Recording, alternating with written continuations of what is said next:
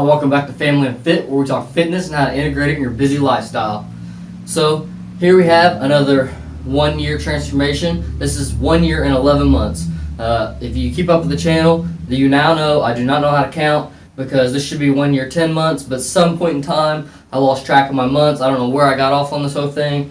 I know that I am like a week behind on doing this video here, so that has a little bit to do with it. I think it's just like every so many videos I may have been a little bit behind on them, and then it's just kind of crawled out to being a year and 11 months. So September 11th will be my 2 year mark. I'm going to try to do something a little epic for that and try to do a couple different tactics that I do in some of my other videos where I'll do like a comparison from like my 1 year, my beginning, compare some photos and stuff that I got together because I don't have any like stuff from the beginning. I'll also do like without a pump, with a pump, and then compare everything side by side. I'll do a little bit more for this 2 year transformation video, and hopefully it'll just be the best I can make it be. Currently I'm weighing in at 150 pounds. I just started bulking again about a month ago, and I went from 147 to 150 now. And about 5 of those pounds was, 4 to 5 I'd say, was from going from a cut into a bulk. And if any of you have ever if any of you have ever cut and bulked before, then you know that whenever you go from that cut transition to that bulk transition, you immediately gain at least a couple pounds back, bare minimum. And I think I gained at least 3 to 4 pounds back, and my body weight just fluctuates quite a bit.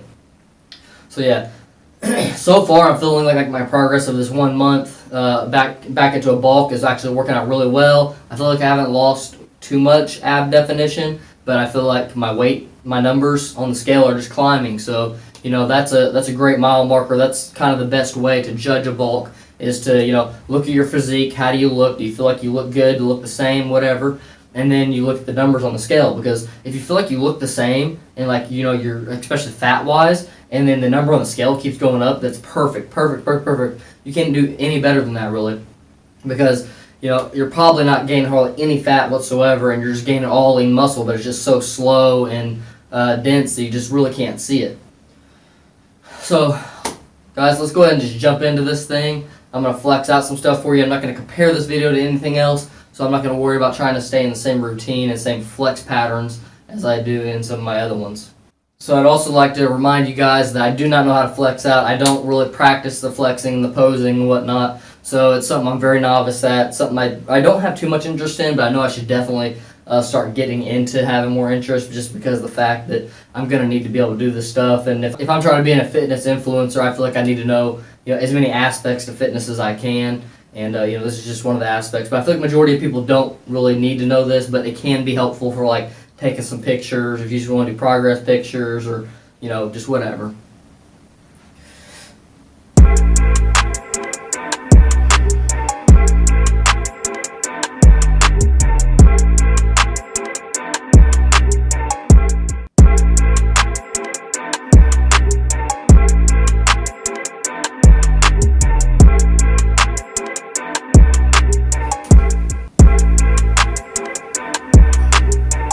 If you're not already following me on Instagram, it's at family_and_fit. So basically family and fit with underscores in between the words. I posted a transformation picture of like what I would write before I came out of my cut and like before I started even lifting. And I think it was a pretty significant transformation. I think it's also posted on Facebook as well somewhere. But yeah, just go ahead and check that out, because it's I think it's pretty epic. I mean, it's been a couple years. Muscularly, it doesn't look like I've gotten a lot bigger, but I also carried so much like fat in my arms, and so as far as like arm size, it's like not much different. Maybe I gained an inch or two, but it's actually solid now, whereas before it was just like nothing but fat. Like I had no muscle underneath. I was like a skeleton underneath pretty much.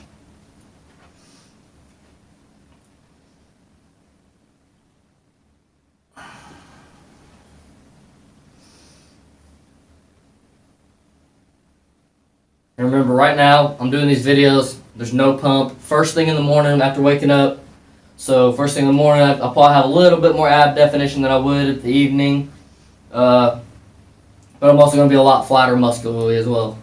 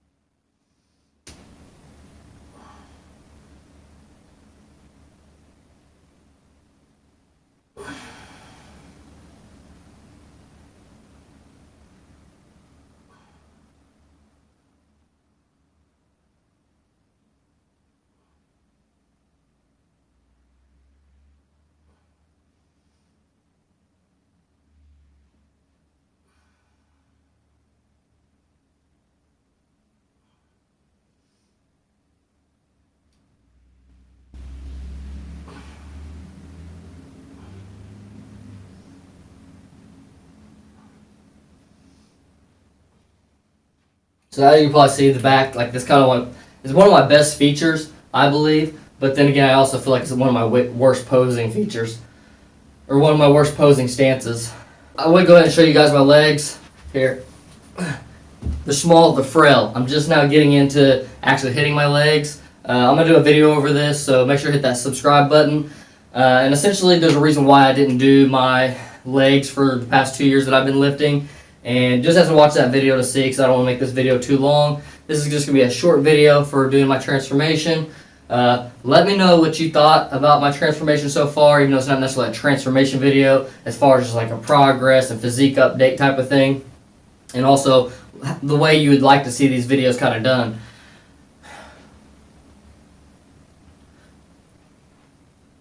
I personally feel really great about my progress, and to be honest, guys, that's all that really matters.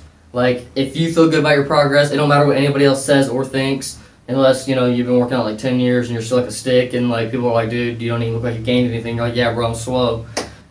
Then you might want to reevaluate.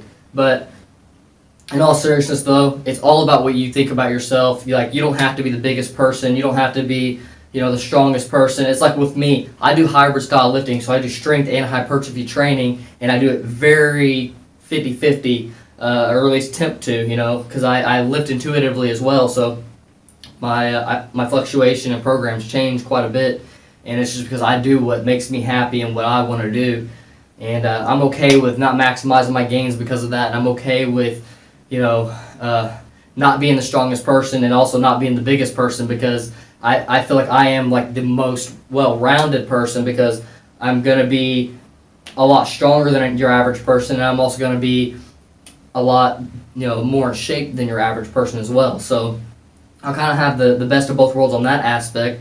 But as far as looking at somebody who's like professional and like at their top of their game, like it'll be way more years for me to reach either one of those levels, just due to the fact that I'm focusing on two separate things for so long. Now, you know, one of my theories, which you can check out Theory Series video, one of my theories is that by targeting the type 1 and type 2 muscle fibers, that you will actually make more gains than somebody who's just doing hypertrophy or just doing strength. But because you're still splitting your energy towards two different types, you're going to get more muscular gains total, but you won't get more type 1 or more type 2 than somebody that's specializing in that field. So if you want to know what the type 1, type 2 are, check out my video that I have talking about muscle fibers and lifting to benefit those muscle fibers. Guys, thank you all for watching. Like I said, make sure to hit that cellular button and get in the comments. Let me know. Talk to me. I'll talk to you. I answer all my comments. And I appreciate it, guys, and I'll catch y'all in the next one.